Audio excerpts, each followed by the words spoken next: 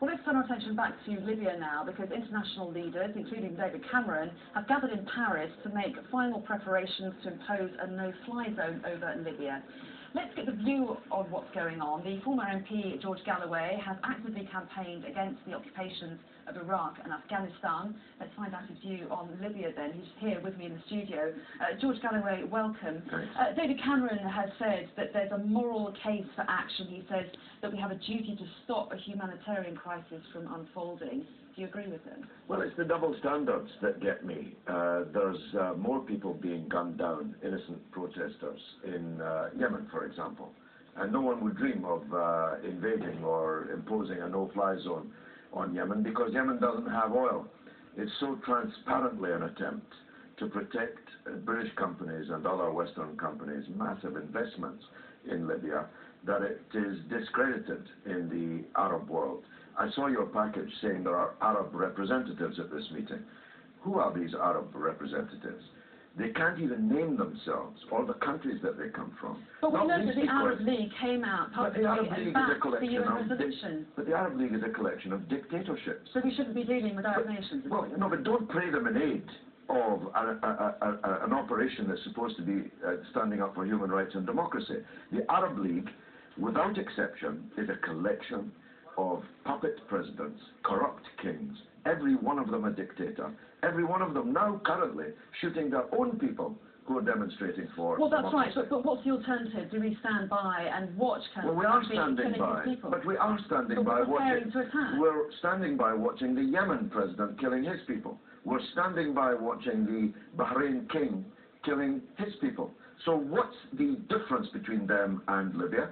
Everyone watching this knows the difference is a dirty little three-letter word called oil. So let's not pretend it's about Libya anything. only produces 2% of the world's oil. It's not a big deal. BP has £15 billion worth of investments, £billion worth of investments in Libya. So don't pretend it's not a big deal.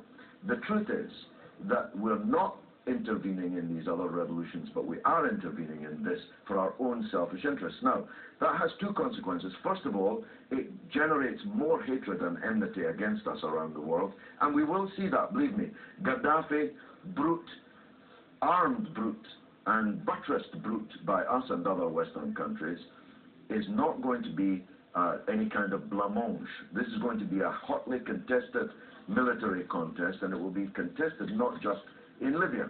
We're generating hatred for ourselves, terrorism, terrorist attacks all over the world against our interests. Why? For the oil companies? Do you think that will happen? Because we have had threats from Gaddafi has a long record. He has a long record of being involved in international terrorism. Everybody should try to remember that. He has a long record of funding terrorist organizations, and he'll do it again. Another reason to intervene in the country, some would say. But he'd only be doing it because we're attacking him. Mr. Blair and his grisly embrace of Gaddafi in the desert, which I hope people will endlessly replay in their minds. Some of us said that this would come to this, and it has. He brought Gaddafi in from the cold, didn't he? So Gaddafi was now just another Arab dictator. But if we start bombing and shelling and threatening to invade his country, you can be sure he'll fight back. So is that a reason not to do it? Because yes, we fear retribution. Well, why are we doing it, Anna? We're a country that can't even pay our bills. We're almost bankrupt.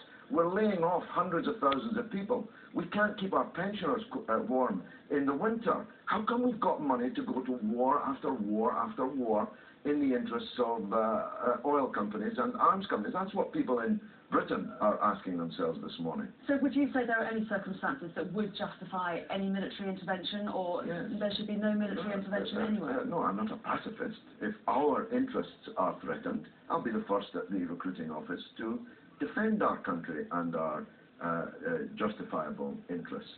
But they're not in this case. And if the neighbours of Libya are concerned about the turmoil that's being created by this dictatorship in their region, Tunisia and Egypt are perfectly entitled to take action to defend themselves, as Vietnam was, for example, against Pol Pot in Cambodia.